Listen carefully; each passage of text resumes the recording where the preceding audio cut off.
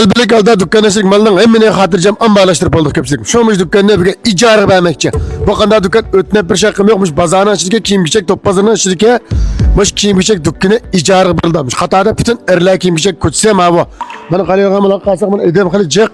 Ravırsmış Jonya Şam için bazardaki en çok koça hesaplandım abi bana. Kenarçılık bana. Oturgazdan denen önce koydu. Şikalı ramal maşinimi kilaya mı da şaraytı var. Bütün dükkanın hemiz o çıkıyor dükkan çıkmaydı mı yerden.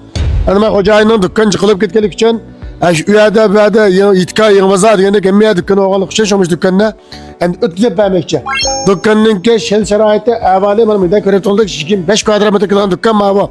Bu dükkanı ciddi peytta ötüne bir şaka yok. 30 bin koy diyen pulga icar koy ötümez. Eğer icar açtım, dükkan açtım diye kalıp bulap kalsanlar bir vasıta alaklaşsanlar oldu.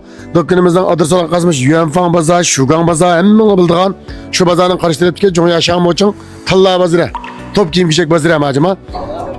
Kağan tepsilatına mişak kelsanlar bu bazarını bildiğini bilse bütün nayının, maşinlerinin her kandığı muş bazarını aldı toktaydı. O işkin nayının adamların her kandığı kep kalsa mişak sandık maşini gilemdi. Malını mişak etrafını Yuanfang Şugan'ı müddet bespekti da şehirçi gözpülük yanmış kıl maşini çirenmeye de bilirse hazır.